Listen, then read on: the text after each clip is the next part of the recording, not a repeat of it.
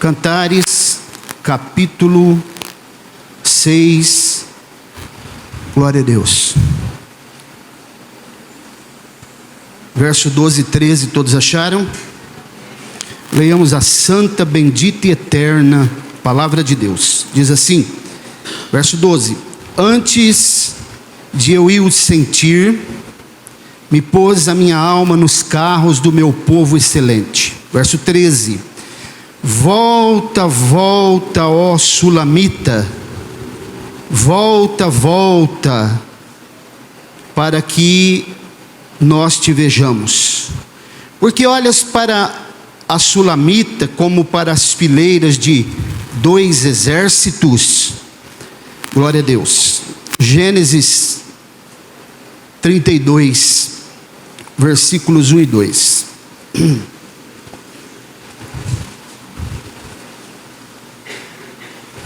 Não sei se o irmão tem uma versão revista e atualizada depois, Almeida Revista e Atualizada, para a gente colocar o texto de Cantares de novo nessa versão, se for possível projetar ali depois.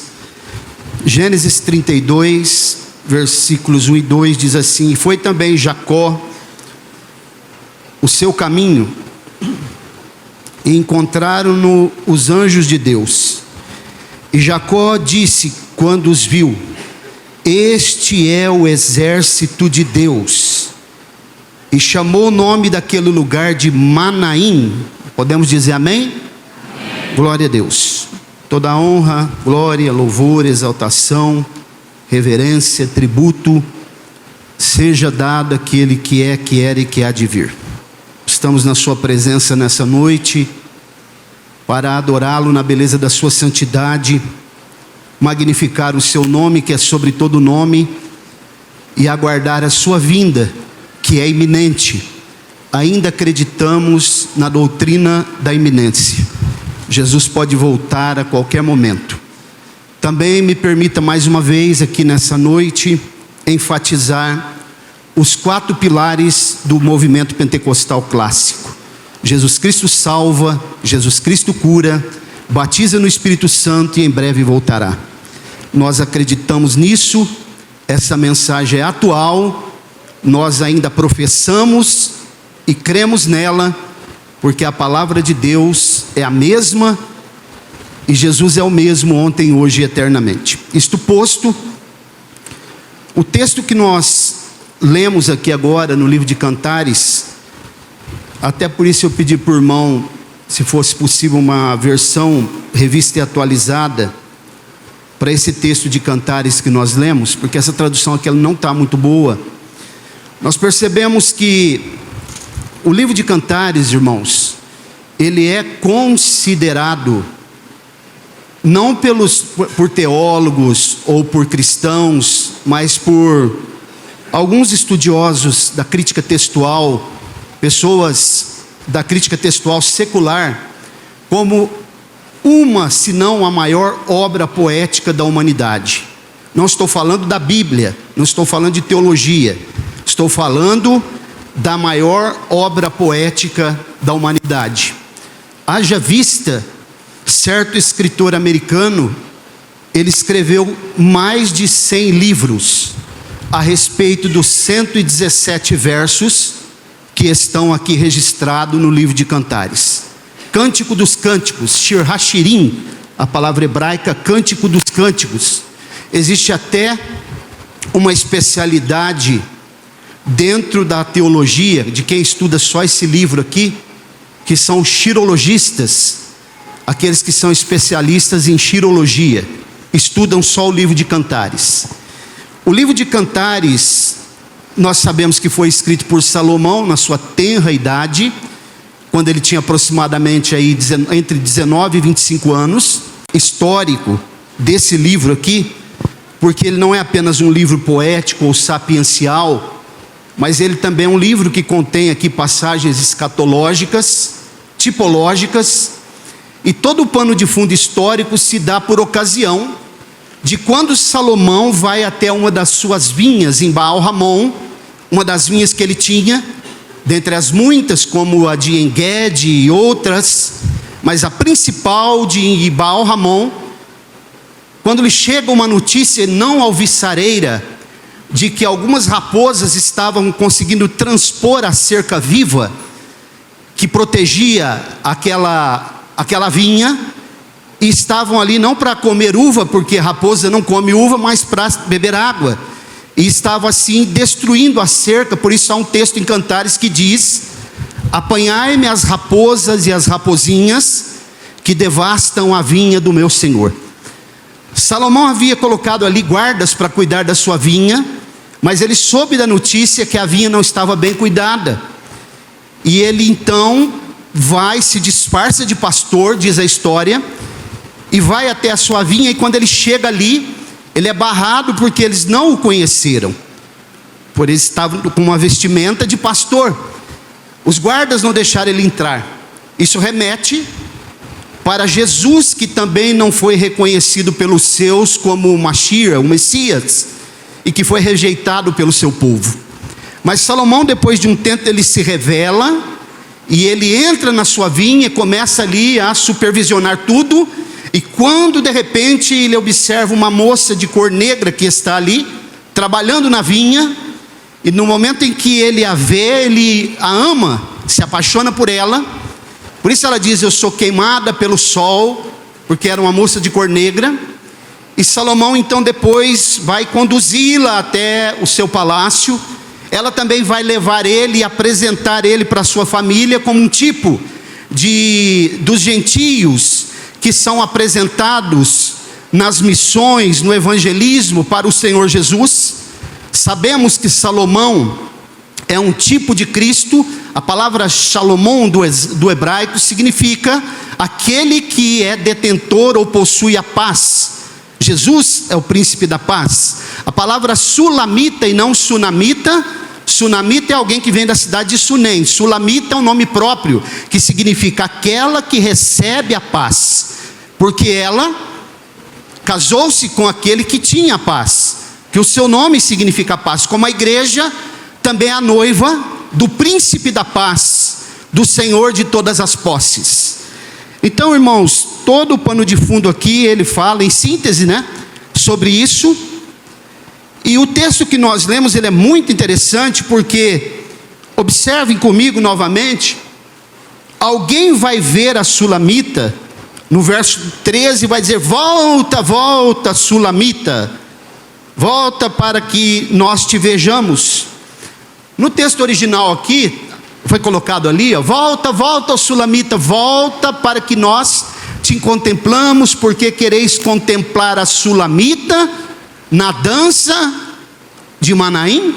Por isso que eu li o texto do Gênesis. Essa palavra Manaim, ela foi colocada naquele lugar por Jacó, quando ele voltava da casa de Labão, indo em direção à sua casa, Padã Arã. Ele retornava, antes daquele encontro emblemático que ele teve com o próprio Deus, ele vê uma caravana de anjos, um exército, um acampamento de anjos. A palavra Manaim é um dual, Manaim 2, toda vez que os irmãos lerem no Antigo Testamento uma palavra que tem 2 As, significa 2, Manaim é um dual. Então ele estava com o seu acampamento, mas ele viu um acampamento de anjos também. Quando ele olha, ele vê um acampamento que ele diz: o exército de Deus. Algumas traduções dizem 2 exércitos, mas a tradução mais correta é 2 acampamentos: o acampamento de Jacó e o acampamento dos anjos que estavam próximo dele. Daí a palavra Manaim, 2 acampamentos. O fato é que alguém vê a sulamita e diz assim: volta, volta, sulamita, porque ela estava dançando. Essa dança fala de um movimento. A sulamita é um tipo da igreja. A igreja está sempre em movimento. A igreja não fica estagnada. A igreja não pode ser parada e bloqueada, porque a igreja do arrebatamento, a igreja fiel, a noiva fiel, aquela que é queimada pelo sol da justiça, aquela que aguarda o momento da iminente volta de Jesus, aquela que é guardada por Ele, aquela que é conduzida por Ele, aquela que recebe a orientação vinda dEle, aquela que recebe a revelação do coração dEle, aquela que recebe a revelação da sua palavra, aquela que prega a sua palavra, aquela que acredita na sua palavra, aquela que evangeliza através da sua palavra, para que possa aumentar as fileiras que vão se encontrar com Ele e estarão para sempre com Ele na eternidade.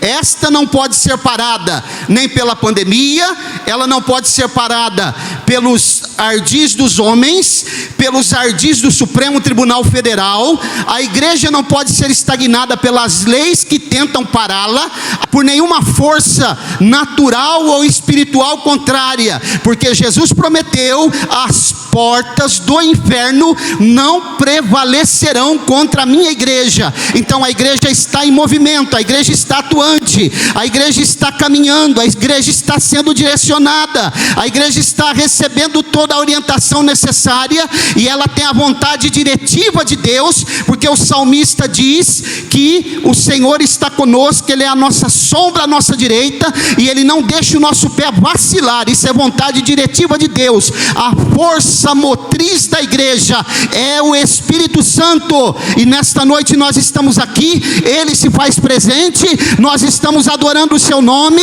Jesus ainda batiza com o Espírito Santo, Jesus ainda renova, Jesus ainda distribui, dispersa os dons espirituais, porque a igreja continua em movimento. Se você chegar no hospital ou no cemitério, no hospital já tem uma placa lá assim, ó, silêncio, porque está cheio de pessoas doentes. No cemitério é um silêncio tremendo, porque as pessoas já morreram, mas a igreja do arrebatamento, ela está viva, porque o Senhor dela, o dono dela, aquele que comprou e pagou o preço dela, está vivo. A morte não pôde detê-lo.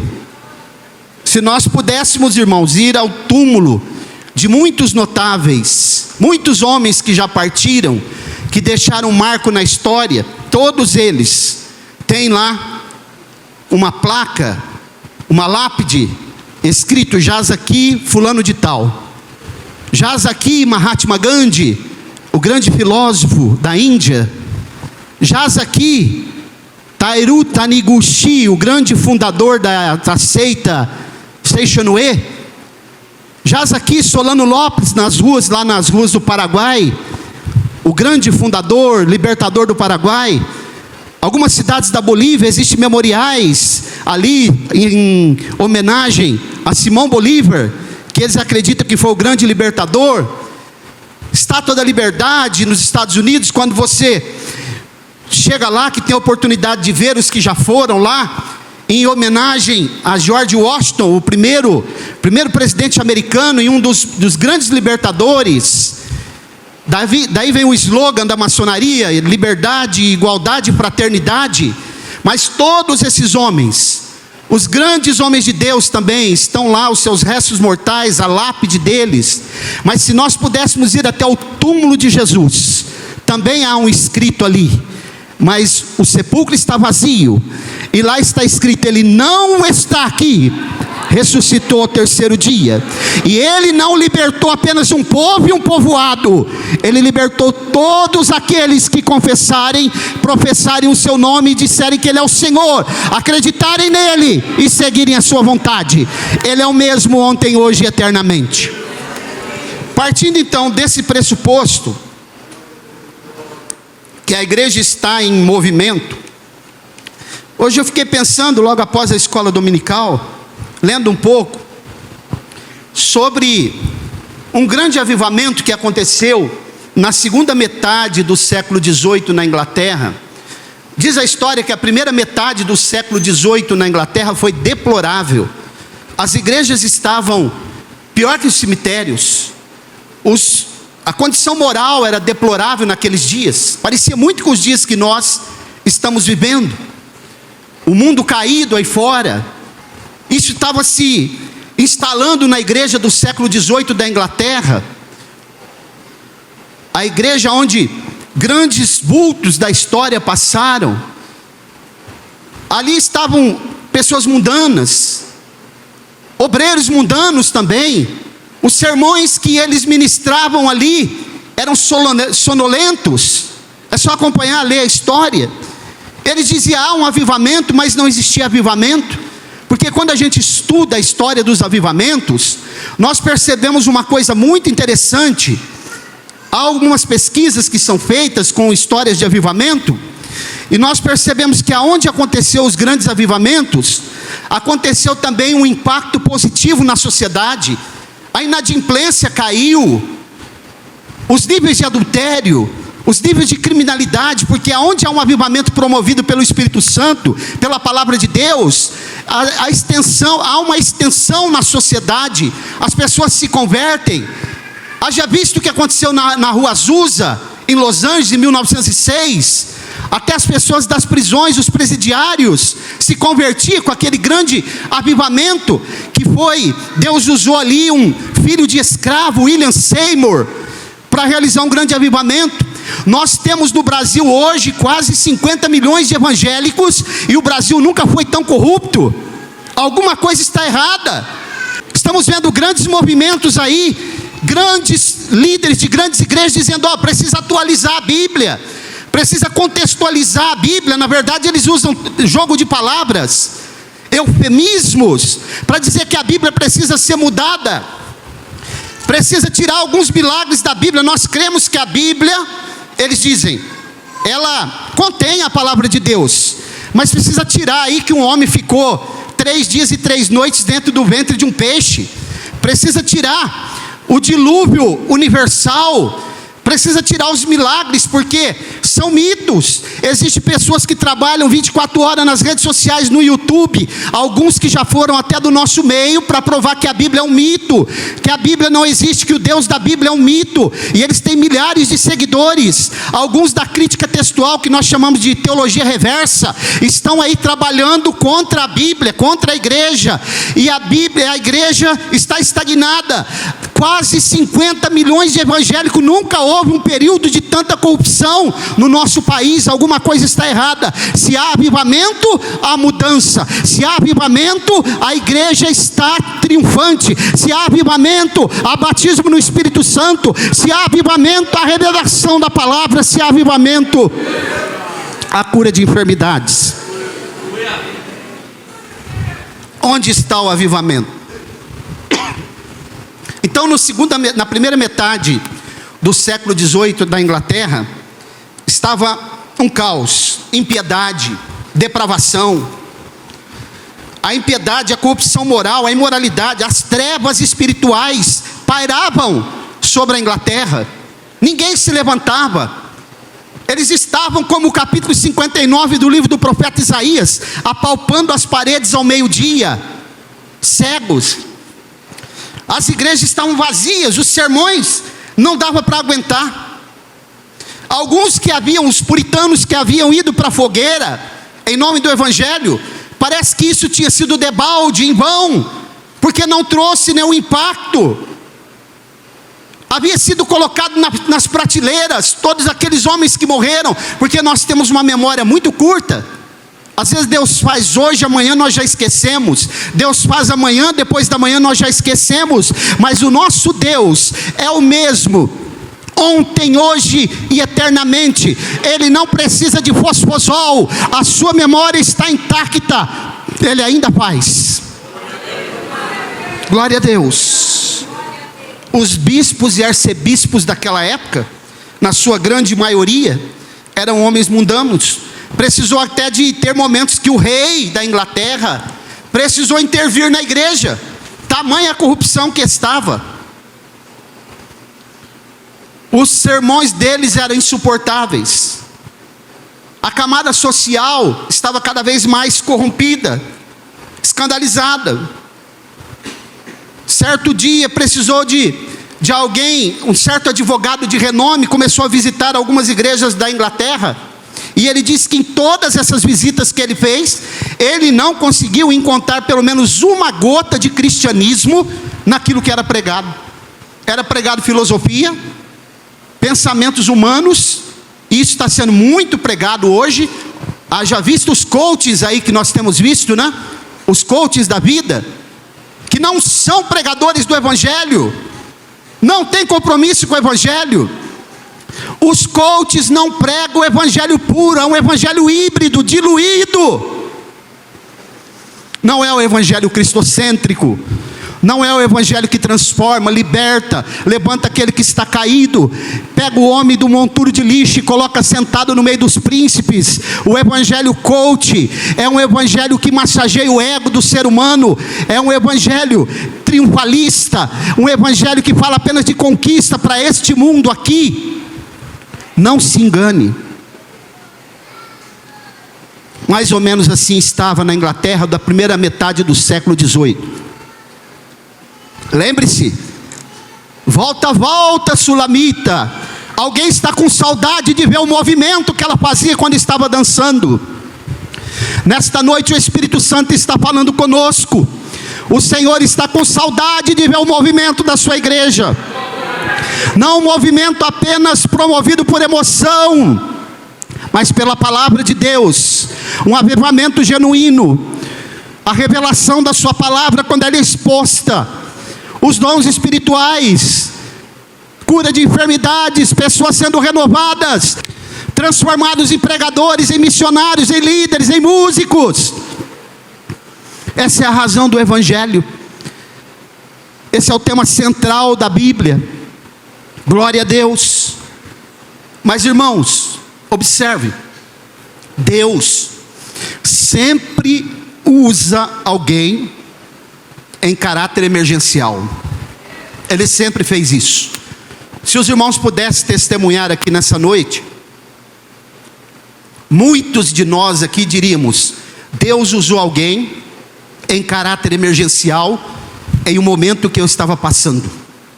Porque Deus, Ele sempre tem o seu rabisco, Ele sempre tem o seu remanescente fiel, Ele sempre tem alguém que Ele pode usar, Ele sempre tem alguém que tem uma palavra direcionada como uma flecha. Deus sempre levantará alguém no momento do caos, da perplexidade. Deus sempre tem alguém, isso aqui é profético, viu? Quem tem ouvidos para ouvir, ouça. Volta, volta, Sulamita.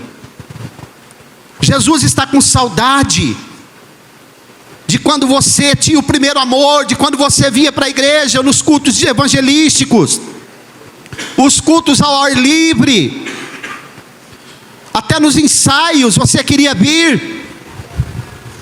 Volta, volta, a igreja está em movimento, ela não para.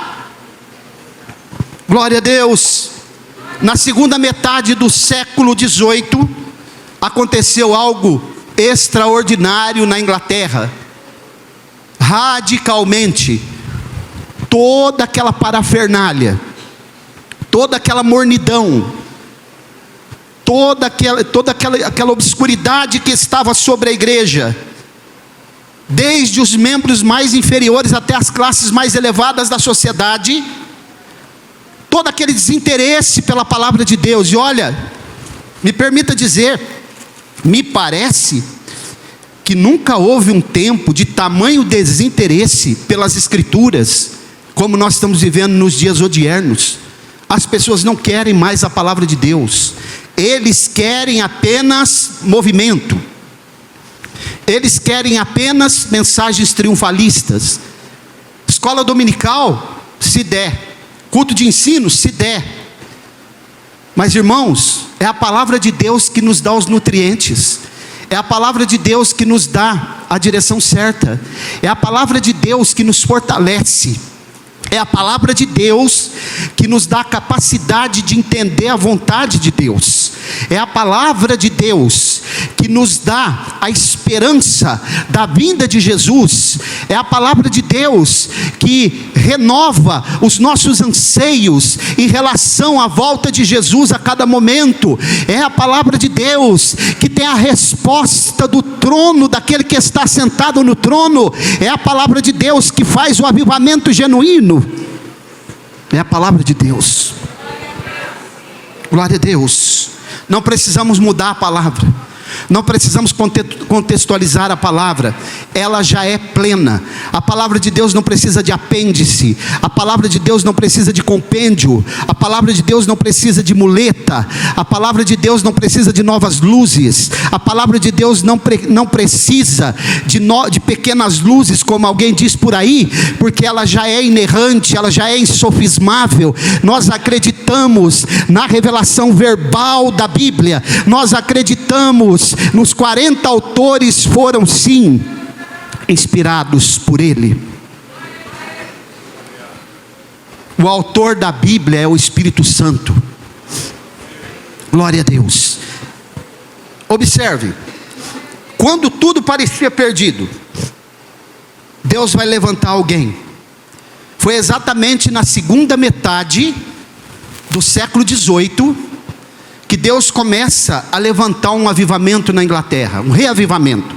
Foi nessa época que começou a surgir as escolas dominicais. Foi nessa época que surgiram hospitais cristãos, grandes universidades cristãs. As maiores universidades do mundo são cristãs. As mais famosas dos Estados Unidos, da Inglaterra, todas elas são cristãs. Foi nesse momento que começaram a se fazer grandes reformas e grandes recuperações de presos que estavam encarcerados.